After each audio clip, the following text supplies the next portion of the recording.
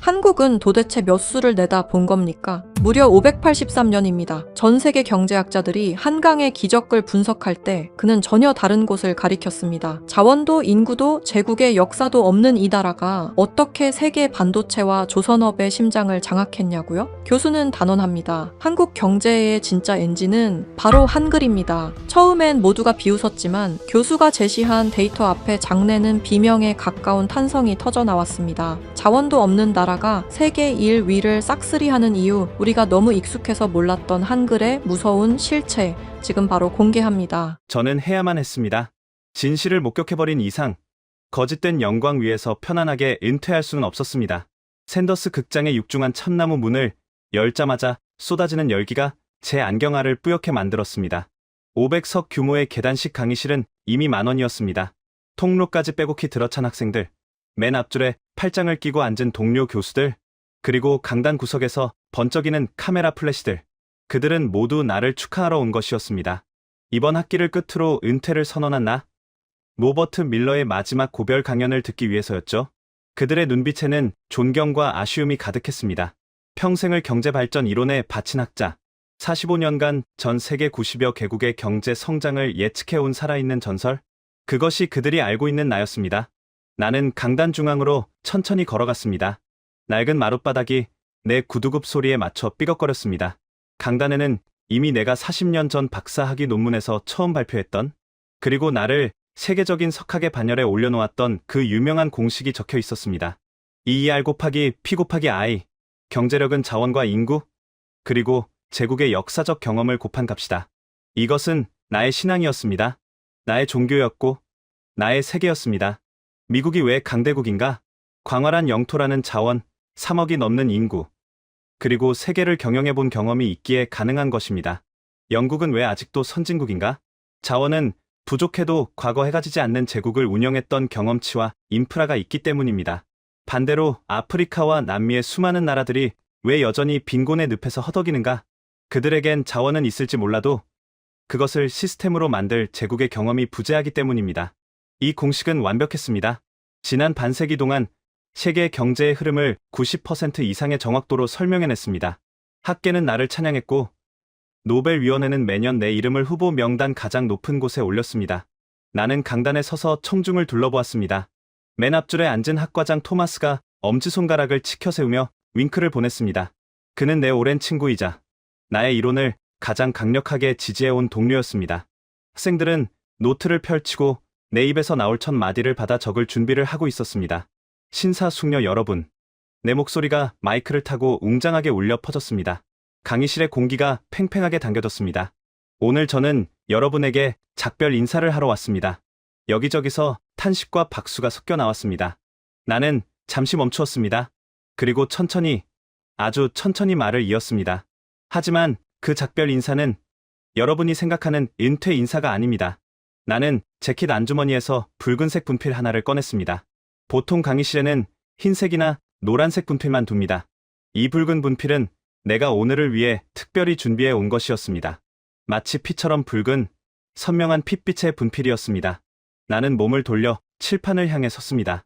내 눈앞에 나의 평생이 담긴 공식이 보였습니다. ER 곱하기 P 곱하기 I, 나의 자부심, 나의 영광, 나의 모든 것. 손이 떨려왔습니다.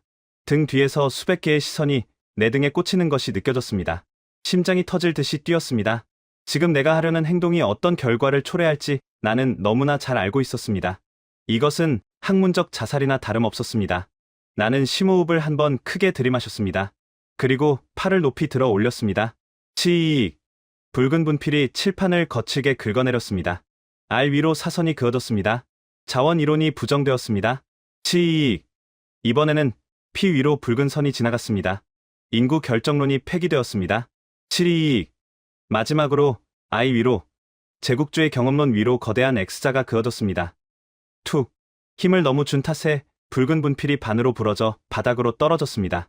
그 작은 소리가 마치 총성처럼 강의실을 울렸습니다. 정적.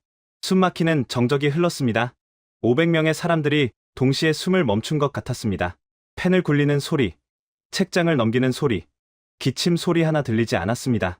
모두가 눈을 크게 뜨고 칠판을 붉은색 X자로 난도질당한 나의 공식을 멍하니 바라보고 있었습니다. 맨 앞줄에 토마스가 자리에서 벌떡 일어났습니다. 그의 얼굴은 경악으로 하얗게 질려 있었습니다. 로버트, 자네 지금 뭐 하는 건가? 미쳤어. 그의 목소리는 떨리고 있었습니다. 나는 천천히 몸을 돌려 그들을 마주했습니다. 내 눈은 젖어 있었지만 시선만은 그 어느 때보다 또렷했습니다. 미치지 않았네, 토마스. 오히려 지난 45년 동안 내가 미쳐 있었던 거야. 나는 강단을 꽉 움켜쥐었습니다. 나는 여러분에게 거짓말을 가르쳤습니다. 경제는 자원의 산물이라고, 인구의 결과라고, 제국의 유산이라고 가르쳤습니다. 자원이 없으면 가난할 수밖에 없고, 역사가 짧으면 강대국이 될 수 없다고 단정지었습니다. 그리고 우리는 그것을 운명이라고 불렀습니다. 강의실 뒤편에서 누군가 웅성거리기 시작했습니다. 학생들은 서로의 얼굴을 쳐다보며 당황한 표정을 지었습니다. 이것이 쇼인지 아니면 노 교수의 치매 증상인지 헷갈려하는 눈치였습니다. 하지만 틀렸습니다. 내 공식은 완전히 틀렸습니다. 나는 목소리를 높였습니다. 지도상에 존재하는 한 나라가 내 이론을 산산조각 냈기 때문입니다. 그 나라는 내 공식에 대입하면 영원히 가난해야만 하는 나라였습니다. 자원은 제로에 가깝습니다. 석유 한 방울, 철광석 한 줌 제대로 나지 않습니다. 인구는 중국의 30분의 1도 되지 않습니다. 제국의 경험은커녕 오히려 수십 년간 혹독한 식민 지배를 당했고 전쟁으로 국토 전체가 잿더미가 되었던 나라입니다. 나는 잠시 말을 멈추고 청중을 응시했습니다. 내 공식대로라면 그 나라는 지금도 최빈국 명단에 있어야 합니다. 아프리카의 어느 이름 모를 나라들처럼 원조를 받으며 연명하고 있어야 합니다. 그것이 나의 과학이었고 나의 논리였습니다. 나는 리모컨을 집어 들었습니다. 빔 프로젝터가 켜지고 스크린에 거대한 그래프 하나가 떠올랐습니다. 바닥을 기어가던 붉은 선이 어느 순간 수직에 가깝게 치솟아오르는 비현실적인 그래프였습니다. 하지만 보십시오. 이 나라는 현재 세계 반도체 시장을 지배하고 있습니다. 바다 위를 떠다니는 거대한 선박의 절반을 만들어냅니다. 전 세계가 전쟁의 공포에 떨 때 가장 빠르고 강력한 무기를 공급하는 나라가 되었습니다. 자원도 없이 식민지의 상처를 안고 불과 반세기 만에 인류 산업의 정점에 올라섰습니다. 토마스가 믿을 수 없다는 표정으로 고개를 저으며 소리쳤습니다. 그건 통계적 예외일 뿐이야, 로버트. 아웃라이어 하나 때문에 자네의 평생 업적을 버리겠다고. 그건 과학이 아니야. 아니, 토마스. 나는 단호하게 고개를 저었습니다. 과학에서 예외란 없습니다. 이론이 현실을 설명하지 못한다면 현실이 잘못된 게 아니라 이론이 틀린 것입니다. 나는 그동안 이 나라를 기적이라고 부르며 애써 외면해 왔습니다. 내 공식으로 설명되지 않으니까 그냥 우연히 일어난 기적이라고 치부해버린 겁니다. 그게 편했으니까요. 나는 스크린을 가리켰습니다. 화면에는 복잡한 반도체 회로도와 거대한 조선소의 도크 사진이 교차로 나타나고 있었습니다. 하지만 내가 그들의 공장에 발을 디딘 순간 나는 깨달았습니다. 이건 기적이 아니었습니다. 이건 철저하게 계산된 결과였습니다. 그들에겐 우리에게 없는 무언가가 있었습니다. 자원보다 강력하고 인구보다 거대하며 제국의 역사보다 깊은 무언가가 그들의 머릿속에 있었습니다. 강의실의 웅성거림이 잦아들었습니다. 이제 500명의 눈동자는 오직 나만을 향하고 있었습니다. 그 무언가가 도대체 무엇인지, 노 교수가 발견한 그 비밀이 무엇인지 갈구하는 눈빛들이었습니다. 나는 붉은 분필 가루가 묻은 손을 들어 보였습니다. 나는 45년 만에 처음으로 경제학의 진짜 얼굴을 보았습니다. 경제는 땅에서 캐내는 것이 아니었습니다. 경제는 인간의 뇌가 만들어내는 시스템이었습니다. 그리고 이 나라는 600년 전부터 그 시스템을 설계하는 훈련을 받아온 민족이었습니다. 나는 숨을 골랐습니다. 이제 그 충격적인 이름을 입 밖으로 꺼낼 차례였습니다. 여러분은 믿지 않을 겁니다. 그들의 힘이 15세기에 만들어진 24개의 기호에서 나온다는 사실을 말입니다. 나는 스크린 화면을 넘겼습니다. 최첨단 반도체 회로도 위로 낡고 오래된 고서 한 권의 이미지가 오버랩되었습니다. 훈민정음, 헤레본, 그 기묘하고도 아름다운 기하학적 기호들이 화면을 가득 채웠습니다. 지금부터 내가 하려는 이야기는 경제학 강의가 아닙니다. 이것은 한 문자가 어떻게 한 나라의 운명을 바꾸고 나아가 세계 산업의 지형을 뒤흔들었는지에 대한 거대한 추적기입니다. 나는 청중들을 향해 마지막으로 물었습니다. 준비되셨습니까? 내가 목격한 진실을 마주할 준비가. 강의실 뒤편 벽에 걸린 대형 스크린에 세계 지도가 펼쳐졌습니다. 평범한 지도가 아니었습니다. 각 나라의 영토 크기가 자원 보유량에 따라 왜곡된 내가 즐겨 쓰던 경제 지형도였습니다. 미국은 비대했고 러시아는 광활했으며 중동은 거대했습니다. 그리고 아시아의 동쪽 끝, 그곳은 거의 보이지 않았습니다. 이 지도가 45년 동안 우리가 믿어온 세상입니다. 나는 레이저 포인터로 그 작은 점을 가리켰습니다. 이곳, 대한민국, 자원 보유량 세계 100위권 밖, 석유 한 방울 나지 않고 철광석도 없습니다. 식량 자급률은 OECD 최하위권입니다. 국토의 70%는 산이고 삼면은 바다로 막혀 있으며 유일한 육로인 북쪽은 휴전선으로 끊겨 사실상 섬나라입니다. 지정학적으로는 강대국 틈바구니에 낀 샌드위치 신세입니다. 역사적으로는 35년의 식민 지배와 전쟁으로 국토가 잿더미가 되었습니다. 나는 잠시 말을 멈추고 학생들을 둘러보았습니다. 몇몇 학생들이 고개를 끄덕였습니다. 너무나 잘 알려진 사실들이었으니까요. 내 공식 ER 곱하기 P 곱하기 I에 따르면 이 나라의 경제력 점수는 마이너스가 나와야 정상입니다. 자원은 0에 가깝고 식민 지배 경험은 50점 감점이니까요. 나는 버튼을 눌러 화면을 전환했습니다. 그런데 최근의 산업 데이터를 보십시오.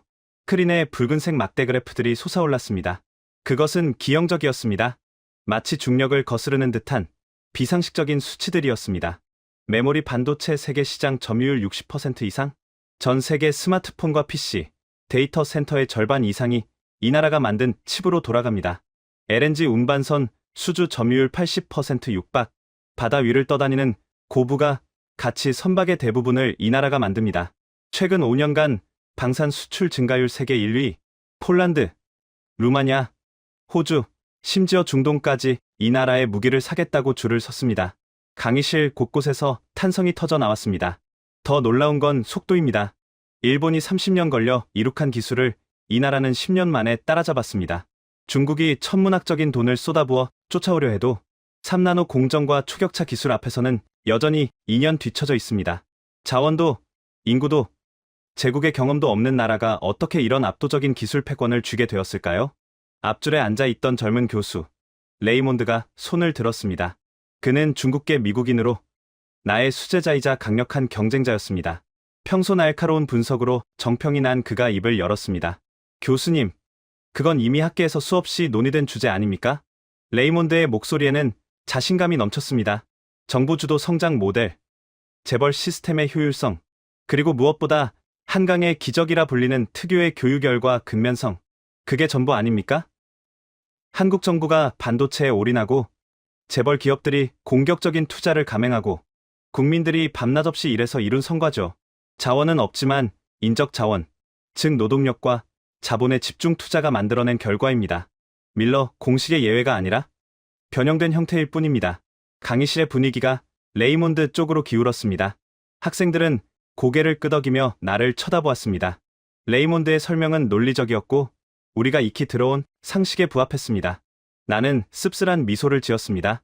나도 그렇게 믿었으니까요. 불과 6개월 전까지는 말입니다. 자네 말이 맞네. 레이몬드, 교과서적인 정답이야.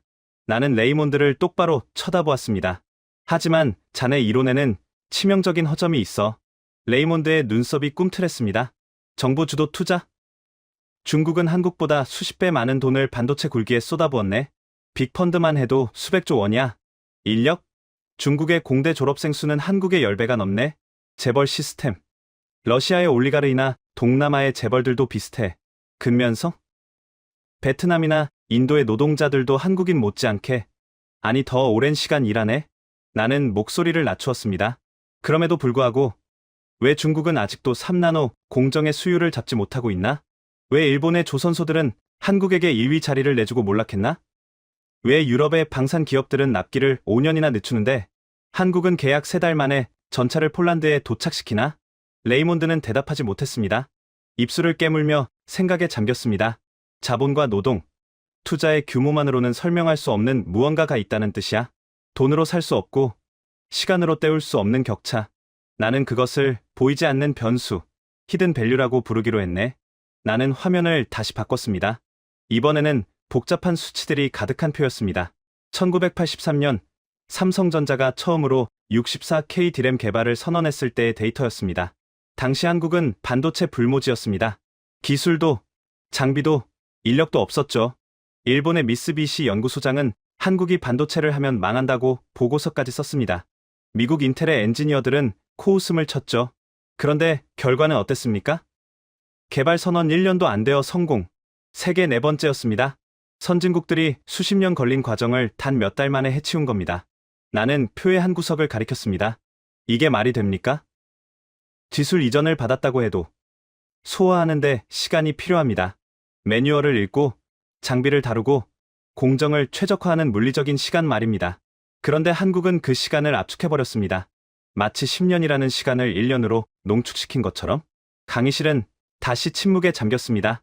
데이터는 거짓말을 하지 않습니다. 한국의 성장 속도는 단순히 빠르다는 말로는 표현할 수 없는 물리, 법칙을 위배하는 듯한 기이함이 있었습니다. 나는 이 미스터리를 풀기 위해 지난 여름 한국행 비행기에 올랐습니다. 내 눈으로 직접 확인하고 싶었습니다. 도대체 그들의 공장에서는 무슨 일이 벌어지고 있는지, 그들의 엔지니어들은 어떤 마법을 부리고 있는지. 나는 잠시 눈을 감았습니다. 평택의 그 거대한 공장에서 느꼈던 전율이 다시금 등줄기를 타고 흘렀습니다. 그리고 그곳에서 나는 경제학 교과서에는 나오지 않는 충격적인 광경을 목격했습니다. 나는 눈을 뜨고 청중을 향해 천천히 걸어나갔습니다. 자본도 아니고 정부 정책도 아니고 노동 착취도 아니었습니다. 그곳에는 우리가 상상조차 하지 못한 시스템이 작동하고 있었습니다. 나는 레이몬드를 향해 물었습니다. 레이몬드, 자네는 30만 톤급 유조선을 만드는 데 들어가는 부품이 몇 개인지 아나? 레이몬드는 머뭇거리다 대답했습니다. 수십만 개 정도입니까? 틀렸네. 300만 개야. 자동차의 100배가 넘지. 그 300만 개의 부품이 오차 없이 조립되어야 배가 뜬다네. 단 1cm의 오차만 있어도 배는 가라앉거나 쪼개져. 나는 학생들을 향해 고개를 돌렸습니다. 그런데 한국의 조선소에서는 이 300만 개의 부품을 마치 레고 블록 조립하듯이 뚝딱 만들어냅니다. 설계도만 수만 장에 달하는 이 복잡한 괴물을 그들은 세계에서 가장 빠른 속도로 가장 완벽하게 건조해냅니다. 도대체 어떻게? 나는 주머니에서 작은 USB 메모리를 꺼내 들어 보였습니다. 그 비밀이 이 안에 있습니다. 내가 평택과 거제도에서 훔쳐온, 아니 배워온 그들의 사고방식이 담겨 있습니다. 청중들의 시선이 내 손에 들린 작은 칩에 고정되었습니다. 지금부터 여러분을 그 현장으로 안내하겠습니다. 준비하십시오. 여러분의 상식은 곧 산산조각 날 테니까요. 강의실의 조명이 어두워지고 스크린에는 평택 P3 라인이라는 글자가 선명하게 떠올랐습니다. 지난해 7월 중순, 그날의 평택은 찜통이었습니다. 습한 공기가 숨을 턱턱 막았죠. 나는 안내를 받아 방진복을 입었습니다. 머리부터 발끝까지 하얀 우주복 같은 옷을 뒤집어쓰고 에어샤워 부스에 들어가 강한 바람을 맞았습니다. 미세먼지 한 톨, 피부 각질 하나도 용납되지 않는 곳, 삼성전자 평택 캠퍼스 P3 라인의 입구였습니다. 교수님, 이 안에서는 뛰시면 안 됩니다. 기류가 바뀌면 수율에 영향을 줄 수 있습니다. 안내를 맡은 수석의 목소리가 헤드셋을 통해 들려왔습니다. 문이 열리고 나는 숨을 멈췄습니다. 그곳은 공장이 아니었습니다. 미래였습니다. 축구장 25개를 합쳐놓은 듯한 광활한 공간. 천장에는 OHT라고 불리는 웨이퍼 이송 장치들이 쉴 새 없이 소름 끼칠 정도로 조용히 레일을 타고 움직이고 있었습니다. 수천 대의 로봇들이 춤을 추듯 교차하고 바닥에는 노란 조명 아래 수조 원짜리 UV 노광 장비들이 거대한 신전처럼 늘어서 있었습니다. 사람은 거의 보이지 않았습니다. 오직 기계들의 낮은 우웅거림만이 공간을 지배하고 있었죠. 여기가 3나노 공정 라인입니다. 서수석이 투명한 유리창 너머를 가리켰습니다. 3나노라니 상상이 안 가는군요. 내가 중얼거렸습니다. 머리카락 굵기의 10만 분의 1입니다. 원자 10개 정도의 두께죠. 그 안에 서울시 지도보다 복잡한 회로를 그립니다. 나는 헛웃음이 나왔습니다. 원자 10개라니? 그건 신의 영역이었습니다. 서수석, 솔직히 말해주게. 불량률이 얼마나 되나? 이렇게 미세하면 먼지 하나만 앉아도 끝장 아닌가? 그는 담담하게 대답했습니다. 먼지는 0.1 마이크로미터 단위로 관리합니다. 하지만 진짜 문제는 먼지가 아닙니다. 패턴입니다. 수천억 개의 트랜지스터가 단 하나도 어긋나지 않고 제 자리에 있어야 합니다. 오차 허용 범위는 사실상 제로입니다. 나는 그를 쳐다보았습니다. 그의 눈빛은 흔들림이 없었습니다. 그게 물리적으로 가능합니까? 수천억 개를 완벽하게 배열한다는 게? 가능합니다. 쪼개니까요. 쪼갠다고? 네. 복잡해 보이지만 원리는 단순합니다. 전체를 가장 작은 단위인 셀로 쪼갭니다. 그리고 그 셀들을 정해진 규칙, 즉 레시피에 따라 배열합니다. 우리는 그걸 조합한다고 부릅니다. 규칙만 완벽하다면 100억 개든 1000억 개든 결과는 같습니다. 그의 말은 너무나 단순해서 오히려 비현실적으로 들렸습니다. 조합이라니 마치 아이들이 블록 놀이를 하듯 말하고 있었습니다. 하지만 그 블록 하나가 원작 크기라는 게 문제였죠. 나는 현미경 모니터를 들여다보았습니다. 웨이퍼 위에 새겨진 회로들이 보였습니다. 그것은 질서 그 자체였습니다. 끝없이 반복되는 패턴, 완벽한 대칭, 숨막히는 정교함. 그건 단순한 기술이 아니라 집요한 강박에 가까웠습니다. 이 사람들은 미쳤어. 속으로 생각했습니다. 인간이 어떻게 이런 짓을 할 수 있지? 자원도 없는 나라에서 어떻게 이런 극도의 정밀함을 구현해낸 거지? 그때 서수석이 지나가는 말처럼 덧붙였습니다. 처음엔 어렵지만 규칙을 익히면 숨 쉬는 것보다 쉽습니다. 마치 자음과 모음을 합쳐 글자를 만드는 것처럼요. 그때는 그 말이 무슨 뜻인지 몰랐습니다. 그저 엔지니어 특유의 비유라고 생각하고 넘겼습니다. 하지만 그 단어, 조합과 글자라는 연결고리는 내 뇌리 한구석에 박혔습니다. 다음 날 나는 정반대의 장소로 이동했습니다. 경상남도 거제, 현대중공업 조선소, 평택이 먼지 없는 미래의 실험실이었다면 이곳은 땀과 쇠 냄새가 진동하는 거인들의 대장간이었습니다. 바다 내음과 용접 불꽃 타는 냄새가 코를 찔렀습니다. 내 눈앞에는 63빌딩보다 긴 400m짜리 괴물이 누워 있었습니다. 건조 중인 30만 톤급 LNG 운반선이었습니다. 교수님, 저 배 한 척에 들어가는 전선 길이만 500km가 넘습니다. 서울에서 부산까지 거리죠. 현장 소장인 박상무가 안전모를 고쳤으며 말했습니다. 그는 구릿빛 피부에 굵은 주름이 패인 바다 사나이였습니다. 저 거대한 배를 어떻게 만듭니까? 바다 위에서 조립하나요? 아닙니다. 도크에서 블록을 조립합니다. 그가 가리킨 곳에는 아파트 5층 높이만 한 거대한 철제 덩어리들이 쌓여 있었습니다. 블록이라고 불리는 선박의 부품들이었습니다. 배 전체를 300개의 블록으로 나눕니다. 각각의 블록을 따로따로 만든 다음 도크로 가져와서 레고처럼 끼워 맞추는 겁니다. 나는 입을 다물지 못했습니다. 저 거대한 쇳덩어리 300개를 따로 만들어서 붙인다니? 잠깐, 박상무. 블록 하나 무게가 수백 톤은 될 텐데 그걸 붙일 때 오차가 생기지 않습니까? 1mm만 틀어져도 배 전체가 뒤틀릴 텐데요. 박상무가 껄껄 웃었습니다. 허용 오차는 플러스 마이너스 2mm입니다. 그 이상 벌어지면 불량이죠. 2mm라고요? 축구장만 한 쇳덩어리를 붙이는데 고작 2mm? 나는 내 귀를 의심했습니다. 그건 불가능했습니다. 쇠는 온도에 따라 늘어나고 줄어듭니다. 여름과 겨울의 길이 차이만 해도 수 센티미터가 넘습니다. 그런데 2mm 오차로 300개를 조립한다고? 그게 기술이죠. 설계 단계에서 수축과 팽창을 미리 계산해서 마진을 둡니다. 그리고 현장에서 용접할 때 그 오차를 잡아냅니다. 어떻게 그게 가능합니까? 박상무의 대답은 놀라울 정도로 서수석의 말과 닮아 있었습니다. 쪼개서 보니까요. 배 전체를 통으로 보면 머리 아파서 못 만듭니다. 하지만 블록 단위로 쪼개고 그 블록을 다시 소조립 단위로 쪼개면 쉽습니다. 각자 맡은 구역에서 규칙대로 만들고 마지막에 순서대로 조합하면 됩니다. 또다시 그 단어가 나왔습니다. 조합. 그리고 우리 작업자들은 손이 빠르거든요. 설계도면 보면 딱 압니다. 아, 이건 여기 붙고 저건 저기 붙는구나. 머릿속에 3D 도면이 들어있어요. 나는 현장을 둘러보았습니다. 골리앗 크레인이 거대한 블록을 들어 올리고 있었습니다. 마치 깃털처럼 가볍게, 그리고 그 아래 개미처럼 작아 보이는 작업자들이 수신호를 주고받으며 그 블록을 정확한 위치에 내려놓고 있었습니다. 쿵!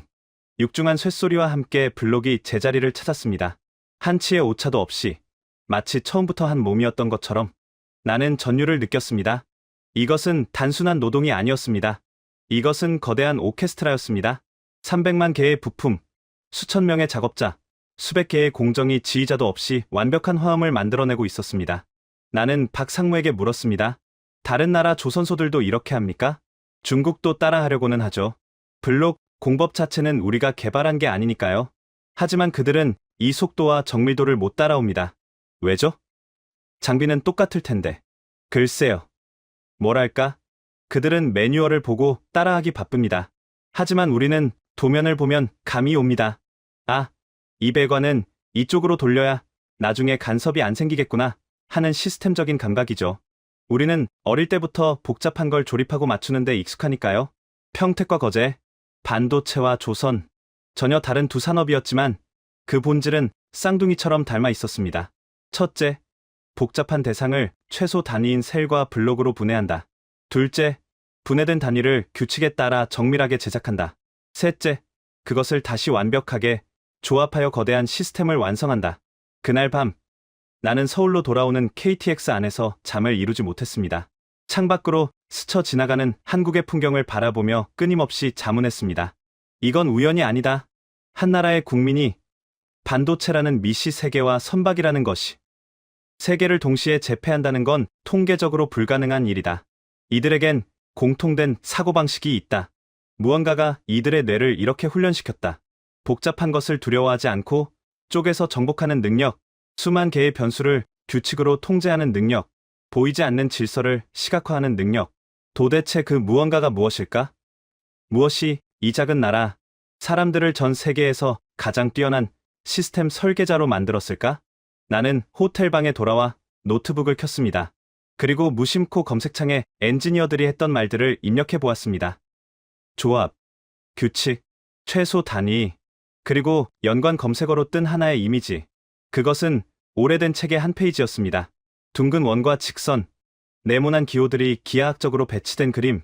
훈민정음 해례본, 제자해, 자음과 모음을 합쳐 글자를 만드는 것처럼요.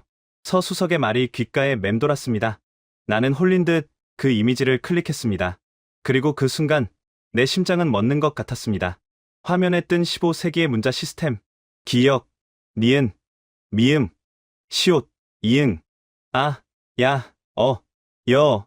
그것은 문자가 아니었습니다. 그것은 내가 낮에 보았던 반도체 회로도였고 거대한 선박의 블록 설계도였습니다. 세상에. 나는 떨리는 손으로 안경을 고쳐 썼습니다. 그들은 600년 동안 이 훈련을 해오고 있었습니다. 밥을 먹고 숨을 쉬듯 매일매일 이 시스템을 쓰고 있었습니다. 나는 밤새 그 사이트를 뒤졌습니다. 영어로 번역된 논문들을 미친 듯이 읽어내려갔습니다. 그리고 새벽 4시, 창밖이 푸르스름하게 밝아올 때쯤 나는 확신했습니다.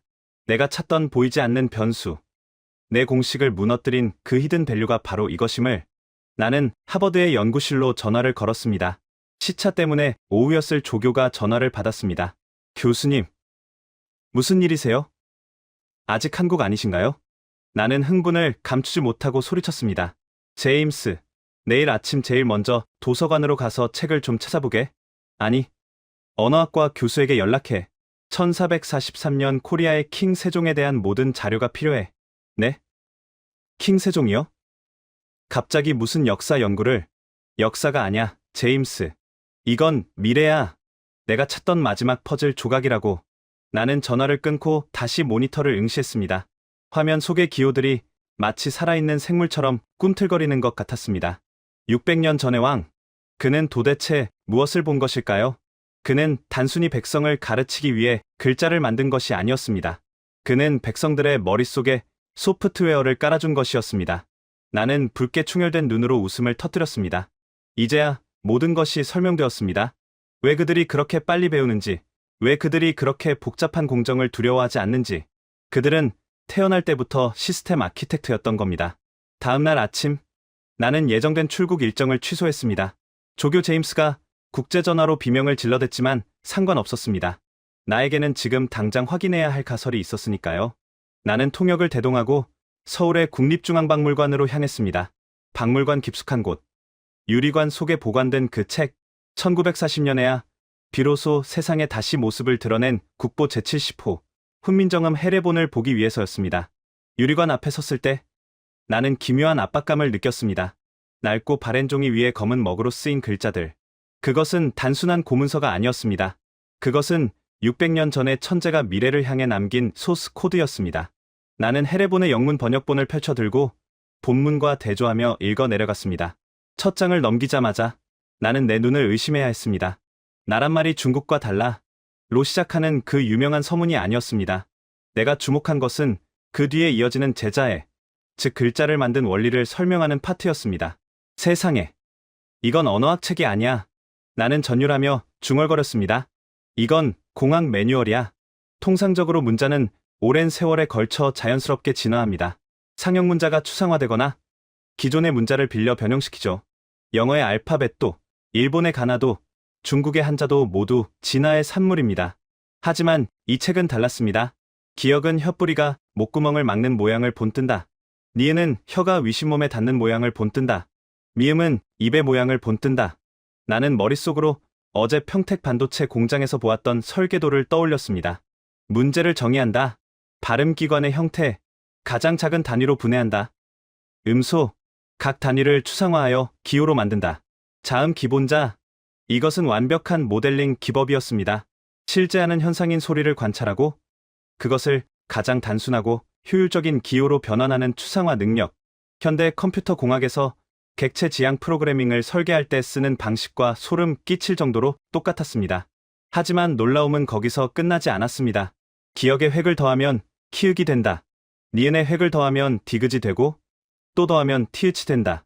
나는 무릎을 칠 뻔했습니다. 알고리즘이잖아. 이것은 단순한 나열이 아니었습니다. 가획이라는 규칙, 즉 알고리즘을 적용하여 시스템을 확장하고 있었습니다. 기본 모듈인 기역만 익히면 확장 모듈인 키읔은 따로 외울 필요 없이 논리적으로 유추할 수 있게 설계된 것입니다. 영어의 A와 B는 아무런 연관성이 없습니다. 모양도 소리도 제각각이죠. 그냥 외워야 합니다. 하지만 한글은 데이터베이스 구조를 가지고 있었습니다. 기본 키의 속성을 추가하여 파생 데이터를 만드는 관계형 데이터베이스. 15세기에 컴퓨터는커녕 증기기관도 없던 시절에 이 나라의 왕은 알고리즘적 사고를 하고 있었던 겁니다. 나는 책장을 넘겨 합자에, 즉 글자를 합치는 원리를 설명한 부분에 도달했습니다. 그리고 그곳에서 나는 어제 조선소박 상무가 했던 말의 진짜 의미를 깨달았습니다. 초성, 중성, 종성을 합쳐 하나의 글자를 이룬다. 서양의 알파벳은 1차원적입니다. S, T, R, E, N, G, T, H, 가로로 길게 늘어놓습니다. 선형 구조죠. 공간을 많이 차지하고 한눈에 의미를 파악하기 어렵습니다. 하지만 한글은 2차원, 아니 3차원적이었습니다. 힘, 히이라는 부품과 이라는 부품, 미음이라는 부품을 위, 아래, 옆으로 쌌습니다. 스택, 이건 적층 구조야. 나는 박물관 바닥에 주저앉고 싶을 정도의 현기증을 느꼈습니다. 반도체 낸드 플래시 메모리를 만들 때 용량을 늘리기 위해 셀을 수직으로 쌓아 올리는 기술을 3D 스태킹이라고 합니다. 조선소에서 거대한 블록들을 입체적으로 조립하여 배를 만드는 것을 모듈 공법이라고 합니다. 한국인들은 글자를 쓸 때마다 이 훈련을 하고 있었던 겁니다. 히이라는 블록을 가져와 그 아래 을을 깔아 그 아래 미음을 받쳐 그러면 흠이라는 완벽한 모듈이 완성돼. 그들은 600년 동안 매일 매 순간 밥을 먹고 숨을 쉬듯 모듈을 조립하고 적층하는 시뮬레이션을 뇌 속에서 반복해왔습니다. 그것도 전 국민이 말이죠. 나는 눈을 감고 상상해보았습니다. 경복궁의 깊은 밤, 촛불 아래 앉아있는 세종대왕의 모습이 그려졌습니다. 내 상상 속에 그는 근엄한 왕이 아니었습니다. 그는 실험실 가운을 입은 지독한 완벽주의자 수석 엔지니어였습니다. 그는 고민했을 겁니다. 어떻게 하면 백성들의 머릿속에 가장 효율적인 정보 처리 시스템을 설치할 수 있을까? 어떻게 하면 최소한의 학습 비용으로 최대한의 응용력을 끌어낼 수 있을까? 그는 수년간의 연구 끝에 한글이라는 운영체제를 개발했습니다. 그리고 반포했습니다. 이것은 단순한 문자가 아니다. 나는 박물관을 빠져나와 택시를 탔습니다. 창밖으로 보이는 서울의 간판들이 예전과는 다르게 보였습니다. 저 수많은 간판들은 단순한 글자가 아니었습니다. 한국인들의 머릿속에서 끊임없이 돌아가고 있는 시스템 설계도의 파편들이었습니다. 호텔로 돌아온 나는 미친 사람처럼 노트를 채워나갔습니다. 자원, 리소스는 0, 인구, 파퓰레이션은 5천만, 제국 경험, 임페리얼 히스토리는 50점 감점. 하지만 시스템 설계 능력, 시스템 디자인 캐파빌리티는 1000. 내 공식이 왜 틀렸는지 이제 명확해졌습니다. 나는 경제를 하드웨어로만 분석했습니다. 땅이 얼마나 넓은지, 사람이 얼마나 많은지, 공장이 몇 개인지.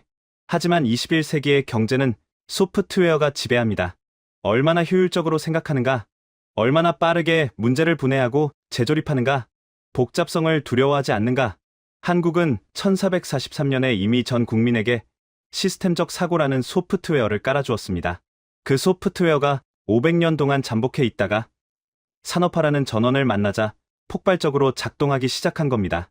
반도체. 그들에겐 아주 작은 글자 조합 놀이일 뿐입니다. 조선. 그들에겐 아주 큰 글자 조립 놀이일 뿐입니다. 방산. 그들에겐 복잡한 문장 만들기일 뿐입니다. 나는 제임스에게 다시 전화를 걸었습니다. 제임스. 하버드 강당을 예약해. 가장 큰 곳으로. 교수님.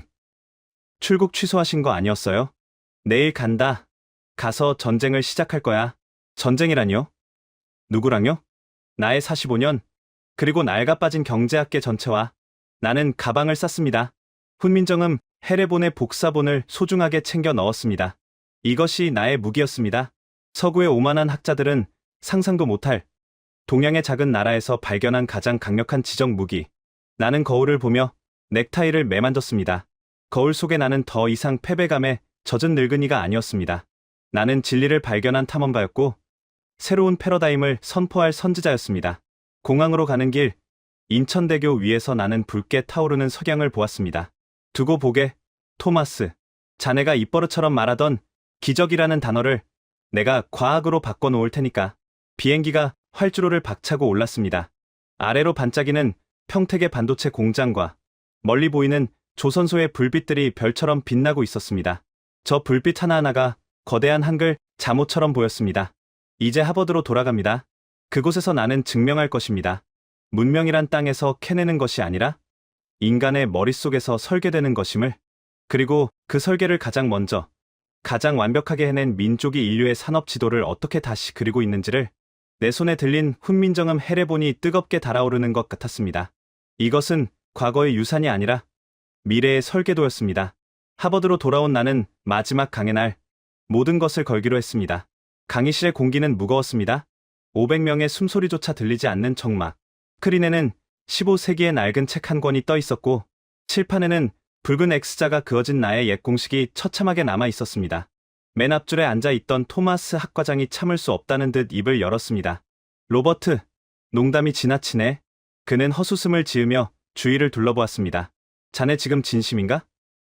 15세기에 죽은 동양의 왕이 21세기의 반도체와 조선 산업을 지휘하고 있다는 소설을 쓰려는 건가?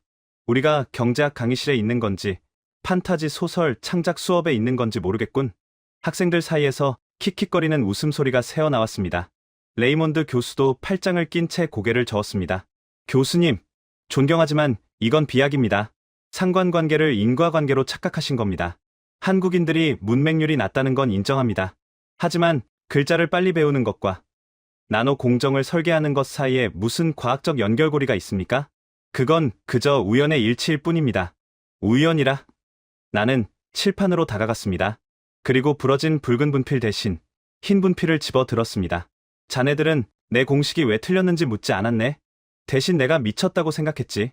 하지만 나는 지난 6개월간 그 우연을 수치로 증명하기 위해 데이터를 모았네. 나는 칠판의 X자 옆에 새로운 수식을 써 내려갔습니다. 이 괄호 R 더하기 P 더하기 I 괄호 곱하기 S. 경제력 E는 자원 R과 인구 P, 제국 경험 I의 합입니다. 하지만 이것들은 조건일 뿐입니다. 여기에 결정적인 변수가 곱해져야 합니다. 바로 S. 시스템 설계 능력입니다. 나는 청중을 향해 돌아섰습니다. 토마스, 자네 말대로 자원은 중요해. 하지만 자원은 더하기야. 있으면 좋고 없으면 불편한 정도지. 하지만 S는 다릅니다. S는 승수 역할을 합니다.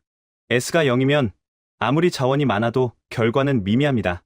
반대로 자원이 0이어도 S가 1000이라면 결과는 폭발적입니다. 레이몬드가 손을 들고 날카롭게 지적했습니다. 그 S를 어떻게 측정합니까? 경제학은 숫자입니다. 측정할 수 없는 건 과학이 아닙니다. 측정할 수 있네. 나는 리모컨을 눌렀습니다. 스크린에 복잡한 꺾은 선 그래프가 나타났습니다. 이것은 램프업 곡선입니다. 램프업. 반도체나 조선 같은 제조업에서 신기술을 도입한 후 정상 수율인 양품 비율에 도달할 때까지 걸리는 시간을 의미하는 용어입니다. 1983년 삼성전자가 64K D램 생산을 시작했을 때 일본의 도시바와 히타치는 이미 수율 80%를 달성하고 있었습니다. 삼성의 초기 수율은 10%도 안 됐죠. 불량품이 90%였습니다. 일본 전문가들은 삼성이 정상 수율에 도달하는데 최소 5년은 걸릴 거라고 예측했습니다. 나는 그래프의 가파른 상승 곡선을 가리켰습니다. 하지만 보십시오. 1년도 안 걸렸습니다. 단 10달 만에 그들은 수율 80%를 돌파했습니다. 일본이 5년 걸려 쌓은 노하우를 1년도 안 되어 해킹하듯 흡수한 겁니다. 이게 우연입니까? 레이몬드는 침묵했지만 여전히 납득하지 못한 표정이었습니다. 그건 밤새워 일한 노동 강도 덕분이겠죠? 노동 강도? 나는 코웃음을 쳤습니다. 레이몬드, 자네는 반도체 공정을 몰라도 너무 모르는군. 수율은 몸으로 때운다고 올라가는 게 아냐. 불량의 원인을 분석하고 변수를 통제하고 공정 순서를 재설계해야 올라가는 거야. 이건 체력전이 아니라 두뇌전이네. 수천 개의 변수를 동시에 최적화하는 다변수 방정식을 푸는 능력이라고. 나는 화면을 넘겼습니다. 이번에는 2010년대의 그래프였습니다. 이건 더 충격적입니다. 스마트폰 시대가 열리고 모바일 AP 칩 수요가 폭발했을 때 대만의 TSMC와 한국의 삼성은 치열하게 경쟁했습니다. 그런데 새로운 공정을 도입할 때마다 한국 엔지니어들이 보여준 적응 속도를 보십시오. 항상 경쟁사보다 1.5배에서 2배 빨랐습니다. 나는 강단 앞으로 걸어 나갔습니다. 나는 이 속도의 비밀을 매뉴얼 해독 능력에서 찾았습니다. 청중들이 이해했습니다. 1970년대 포항제철을 지을 때였습니다. 일본 기술자들은 한국인들에게 일본어로 된 두꺼운 매뉴얼을 던져주고 갔습니다. 이거 다 이해하려면 1년은 걸릴 거다라고 비웃으면서요. 그런데 한국 기술자들은 그걸 사흘 만에 다 읽고 심지어 매뉴얼의 오류까지 찾아내서 일본인들에게 따져 물었습니다. 학생들 사이에서 웅성거림이 커졌습니다. 어떻게 그게 가능했을까요? 그들이 천재라서? 아닙니다. 그들은 구조를 파악하는 훈련이 되어 있었기 때문입니다. 나는 주머니에서 훈민정음 해례본 복사본을 꺼내 흔들었습니다. 이 책을 보십시오. 세종대왕은 문자를 만들 때 그냥 만든 게 아닙니다. 초성과 중성과 종성이라는 모듈 구조를 만들고 각 위치에 들어갈 부품인 자음과 모음을 규격화했습니다. 그리고 그 부품들을 조립하는 규칙을 명시했습니다. 나는 칠판에 크게 썼습니다. 기역 더하기, 아 더하기 미음 이감. 이것을 보십시오. 이것은 단순한 글자가 아닙니다. 이것은 입력에서 처리를 거쳐 출력으로 이어지는 시스템입니다. 한국인들은 5살 때부터 이 알고리즘을 배웁니다. 자음이라는 부품과 모음이라는 부품을 결합해서 소리라는 결과물을 만드는 훈련. 그들은 무의식적으로 모든 대상을 부품과 조립의 관점에서 봅니다. 나는 레이몬드를 똑바로 쳐다보았습니다. 자네가 말한 그 노동 강도라는 것도 사실은 시스템입니다. 그들은 일을 할 때 무작정 열심히 하는 게 아닙니다. 일을 쪼갭니다. 일머리라고 부르더군요. 복잡한 과제가 주어지면 본능적으로 그것을 최소 단위로 분해하고 우선순위를 정해 재배열합니다. 그게 그들이 말하는 빨리빨리의 정체입니다.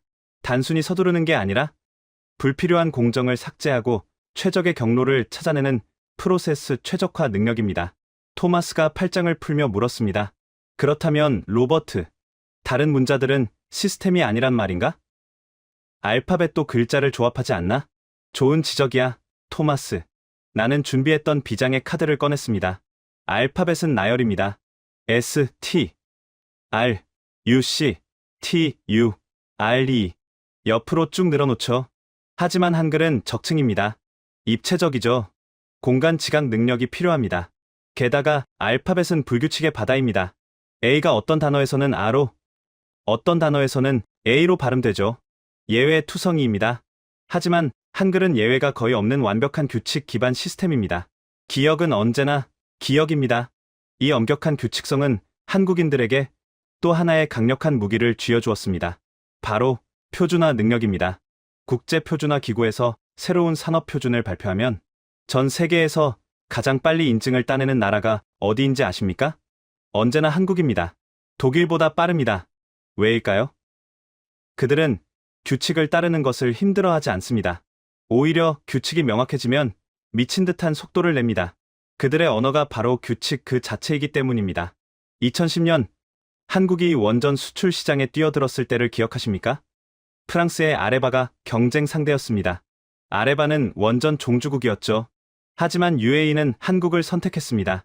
왜냐? 온타임, 온버짓, 납기를 지키고 예산을 지킨다는 약속 때문이었습니다. 복잡도 끝판왕인 원자력 발전소를 짓는데 한국은 레고 조립하듯 정확하게 공기를 맞췄습니다.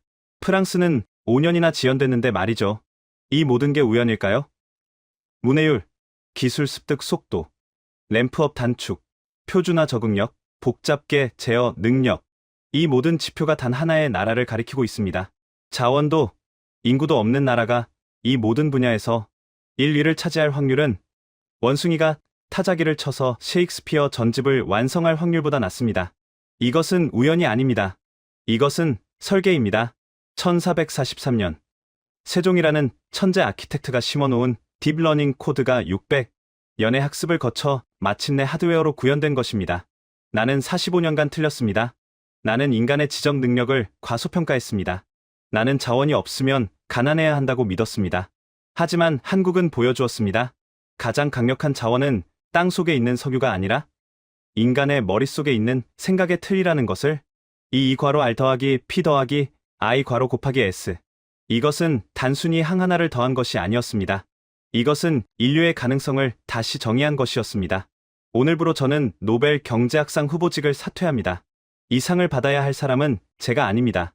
600년 전 가난한 백성들에게 지식의 도구를 쥐어준 그분, 세종대왕이 받아야 마땅합니다. 그는 경제학자가 아니었지만 인류 역사상 가장 위대한 경제적 발명을 했습니다. 바로 지능의 민주화입니다. 어리석은 백성이 말하고자 하는 바가 있어도 마침내 제 뜻을 펴지 못하는 사람이 많다. 내가 이를 가엾게 여겨 보십시오. 이것은 단순한 연민이 아니었습니다. 이것은 정보 격차를 없애려는 최초의 시도였습니다. 문자를 모르는 백성은 지식을 축적할 수 없습니다. 시스템을 이해할 수 없습니다. 그저 시키는 대로 일하는 부품이 될 뿐입니다. 하지만 세종은 달랐습니다. 그는 모든 백성을 시스템 설계자로 만들고 싶어 했습니다. 그래서 가장 쉬운 문자를 만들었습니다. 배우는데 하루도 걸리지 않는, 하지만 조합하면 세상의 모든 소리를 적을 수 있는 강력한 도구. 그는 백성들의 머릿속에 운영체제를 설치해 준 것입니다. 이 운영체제가 깔린 민족은 두려움이 없습니다. 새로운 기술이 들어오면 그들은 그것을 한글 잠옷처럼 분해하고 재조립합니다. 반도체가 들어오자 칩을 분해했고 조선 기술이 들어오자 배를 조각냈습니다. 그리고 자기들만의 규칙으로 더 빠르고 더 정밀하게 다시 쌓아 올렸습니다. 그들에게 복잡함은 공포의 대상이 아니라 정복해야 할 조합 놀이였던 겁니다. 여러분, 나는 평생을 부러워하며 살았습니다. 사우디아라비아의 석유를 부러워했고, 미국의 광활한 영토를 부러워했고, 영국의 찬란한 제국 역사를 부러워했습니다. 그것이 없으면 부국이 될 수 없다고 믿었습니다. 하지만 한국이 나를 부끄럽게 만들었습니다. 그들은 보여주었습니다. 자원이 없어도, 땅이 좁아도, 역사가 상처투성이어도 상관없다는 것을. 머릿속에 설계하는 힘만 있다면 그 어떤 물리적 한계도 뛰어넘을 수 있다는 것을 말입니다. S. 시스템 설계 능력. 이것은 한국인만의 전유물이 아닙니다. 이것은 21세기를 살아가는 우리 모두가 가져야 할 새로운 자원입니다. 이제 석유의 시대는 가고 데이터와 AI의 시대가 오고 있습니다. 물리적 자원보다 지적 설계의 능력이 훨씬 더 중요한 세상입니다. 개발도상국에서 온 유학생 여러분, 절망하지 마십시오. 여러분의 나라에 석유가 없다고, 식민 지배를 당했다고 패배의식에 젖지 마십시오. 한국을 보십시오. 잿더미 위에서도 시스템을 설계했고 결국 세계를 제패했습니다. 여러분도 할 수 있습니다. 하드웨어가 아니라 소프트웨어를 키우십시오. 그리고 선진국 여러분, 오만하지 마십시오. 우리가 물려받은 유산, 자원과 제국의 경험은 영원하지 않습니다. 시스템을 끊임없이 업데이트하지 않는다면 우리는 도태될 것입니다. 한국의 맹렬한 추격은 시작에 불과합니다. 그들은 지금도 어디선가 또 다른 복잡한 문제를 쪼개고 조립하고 혁신하고 있을 테니까요. 600년의 시간차를 두고 만들어진 이 두 개의 걸작은 우리에게 같은 메시지를 던지고 있습니다. 문명은 발견하는 것이 아니라 설계하는 것이다. 이상으로 제 마지막 강의를 마칩니다. 그리고 여러분의 새로운 설계가 시작되기를 바랍니다. 이 괄호 R 더하기 P 더하기 I 괄호 곱하기 S. 여러분, 지금까지 하버드 로버트 밀러 교수의 마지막 강의를 함께 하셨습니다. 메모리 반도체 세계 점유율 60%, LNG 운반선 수주 점유율 80%, 방산 수출 증가율 세계 1위. 숫자만 보면 믿기 어렵습니다. 그런데 밀러 교수는 말합니다. 이건 기적이 아니다. 설계다. 45년간 세계 경제를 예측해온 학자가 자신의 평생 이론의 붉은 줄을 긋고 이렇게 고백했습니다. 나는 틀렸다. 가장 강력한 자원은 땅속의 석유가 아니라 인간 머릿속의 생각의 틀이었다. 아무도 주목하지 않을 때 잿더미 위에서 묵묵히 쪼개고 조립하고 정밀하게 쌓아올린 사람들이 있었습니다. 그 사람들의 손끝에 세상이 달라졌습니다. 이 이야기가 가슴에 남으셨다면 댓글에 한글 2글자만 남겨주십시오. 여러분의 댓글 하나가 이 이야기를 더 많은 사람에게 닿게 하는 힘이 됩니다. 그리고 이 영상을 한 사람에게만 공유해 주십시오. 작은 나라가 세계를 바꾼 이유를 더 많은 사람이 알아야 하니까요. 문명은 발견하는 것이 아니라 설계하는 것이었습니다.